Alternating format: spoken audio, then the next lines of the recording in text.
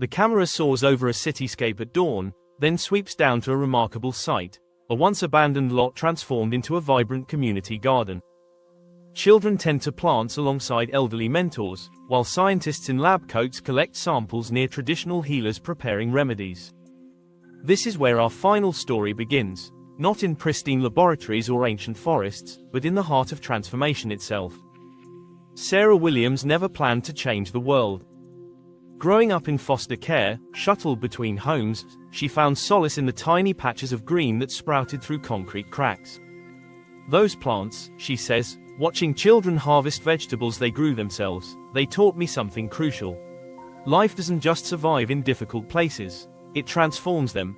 Now, at 35, Sarah leads one of the most innovative urban renewal programs ever attempted. But this isn't just about growing food or creating green spaces. It's about growing hope, transforming communities, and proving that change can ripple out from the most unexpected places. Everyone told me it was impossible, Sarah recalls, walking through what was once a dangerous alley, now lined with medicinal plants. A troubled kid from foster care couldn't become a botanist. Inner city kids wouldn't care about plants. Traditional healing couldn't work alongside modern medicine. But here's the thing about impossible, it's just another word for something that hasn't happened yet. The garden buzzes with activity. Teenagers who once belonged to rival gangs work side by side, their deep knowledge of local plant species earning them respect from visiting university researchers. Elderly community members share traditional remedies with medical students, their wisdom finally being documented and studied with the respect it deserves. What makes this place special, Sarah explains, greeting a group of young scientists, isn't just what we grow. It's how we grow it. Every plant here tells a story. Every person here is both teacher and student. We're growing more than plants. We're growing possibilities. The camera follows Marcus, a 16-year-old who arrived at the garden last year, angry and distrustful. Now he moves confidently between beds of medicinal herbs, rattling off their Latin names and traditional uses with equal ease. Before this, he says, carefully harvesting feverfew, I thought science was just something in textbooks.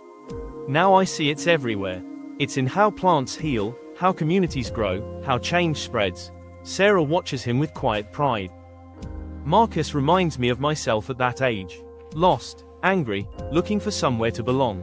But give someone a piece of earth to tend, show them how to make things grow, and something magical happens. They start to grow too. The program has expanded beyond anyone's expectations. What started as a single community garden has spawned a network of healing spaces across the city. Each site becomes a living laboratory where traditional knowledge meets modern science, where healing extends from individuals to entire communities.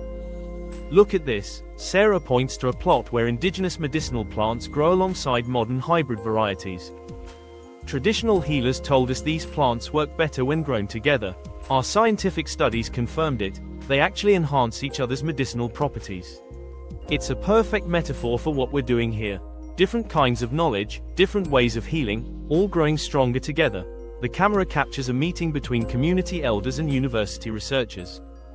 They're discussing a remarkable discovery, a traditional combination of local plants that shows promise in treating antibiotic-resistant infections. But more remarkable is how the discovery was made. Teenagers from the neighborhood, working with both elders and scientists, noticed patterns that neither group had seen alone. This is what happens, Sarah explains, when we stop thinking we have all the answers. When we learn to listen to different kinds of wisdom. These kids, who society had written off, they're helping solve some of medicine's biggest challenges. These elders, whose knowledge was dismissed as superstition, they're teaching the next generation of doctors. In the garden's teaching kitchen, another kind of transformation takes place. Community members learn to prepare traditional healing foods alongside modern nutritional science. The air fills with aromatic herbs and animated discussion as ancient recipes meet contemporary research. Food is medicine, explains Elena, an elderly community member teaching young medical students. But not just for the body. When we prepare healing foods together, share knowledge across generations, we heal something deeper. We heal the connections between people, between past and future. The camera follows Sarah to a special section of the garden, where plants from different healing traditions grow together. Every culture has plant wisdom, she explains. Chinese medicine, Ayurveda, indigenous American healing, They all understood something profound about how plants and people heal together. We're not discovering anything new here. We're remembering what humanity has always known, and adding new understanding through science. A group of researchers collects data on plant growth patterns, while nearby, children learn traditional harvesting songs from community elders. These songs, Sarah notes, they're not just cultural artifacts. They contain precise information about when and how to harvest for maximum medicinal benefit. Our studies have confirmed what traditional healers always knew: timing matters in medicine. The program's success has attracted attention from around the world. Visitors come to learn how to replicate this model in their own communities. But Sarah insists there's no one-size-fits-all solution. Every community has its own wisdom, its own healing traditions, its own challenges. What we can share is the process, how to bring different kinds of knowledge together, how to let solutions grow from the ground up. Marcus leads a group of international visitors through the garden, explaining how traditional knowledge guided the planting layout. It's like a living puzzle, he tells them. Each plant supports the others, just like in nature. The elders taught us this. Then we used science to understand why it works. Now we're teaching others. That's how knowledge grows. The camera captures small moments of transformation. A former gang member teaching organic chemistry to younger kids. Medical students learning traditional healing songs. Elderly community members using tablets to document their knowledge for future generations. Each scene shows how barriers break down when people grow things together. What we're really growing here, Sarah reflects, watching these interactions, is hope. When people see things growing in impossible places, when they participate in that growth, something changes. They start to see other possibilities. They start to believe in transformation. The garden's success has led to unprecedented collaboration between institutions. Universities partner with community organizations. Hospitals work with traditional healers. Government agencies seek advice from teenage gardeners. But most importantly, people who would never have crossed paths find themselves working together, learning from each other. That's how real change happens, Sarah explains, showing visitors a newly developed section. Not from top down, but from roots up. When people from different backgrounds work together, when different kinds of knowledge cross-pollinate, amazing things grow. The camera follows a group of young researchers as they present their findings to a mixed audience of scientists and community members. These aren't just academic studies. They're collaborations between traditional wisdom and modern methods, between young and old, between different ways of knowing.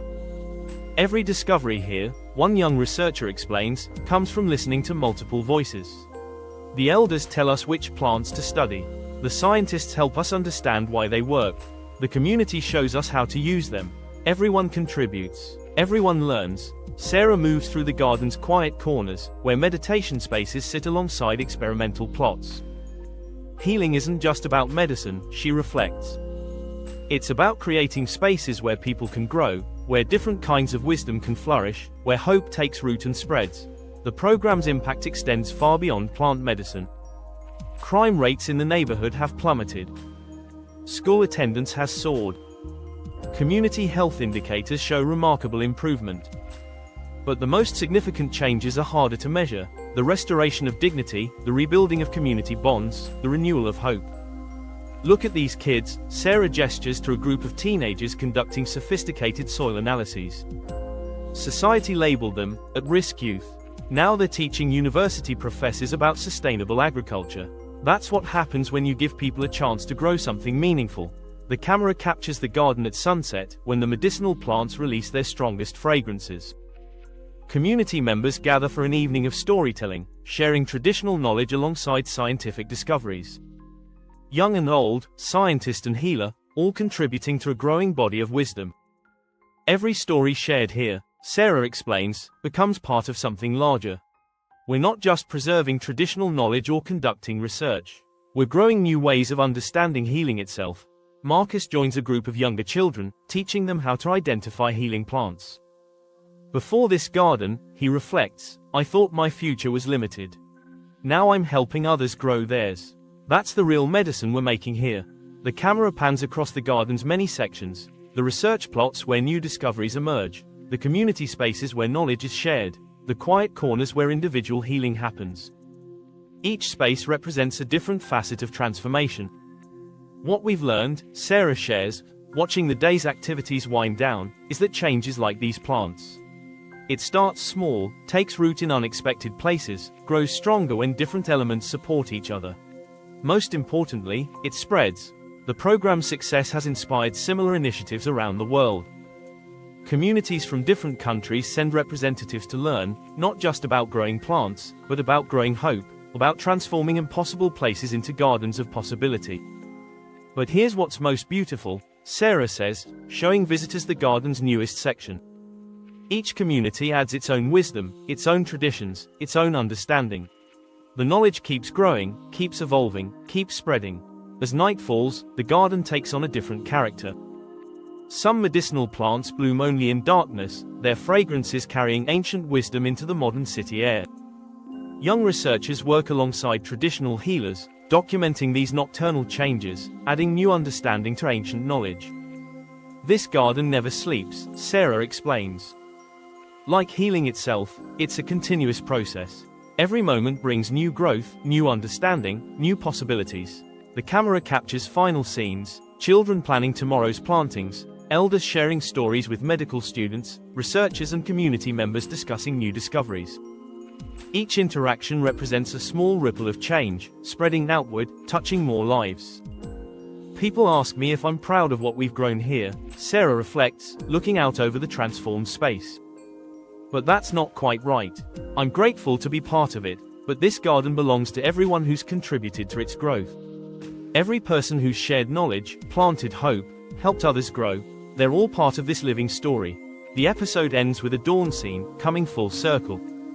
New groups arrive at the garden, more students eager to learn, more elders ready to share wisdom, more researchers open to different ways of knowing. The cycle of growth continues. This is how change happens, Sarah concludes, watching the sun rise over her impossible garden. Not all at once, but gradually, like plants growing through concrete. First one small shoot breaks through, then another, then another. Before you know it, there's a garden where there used to be only barriers. That's what we're really growing here, the understanding that transformation is always possible, that hope can take root anywhere, that when we grow things together, we all grow stronger. The camera pulls back for one final shot, the garden glowing in morning light, a green heart beating in the city's center, proof that with enough care, enough belief, enough collaborative effort, anything can grow. Even hope. Even change. Even the impossible.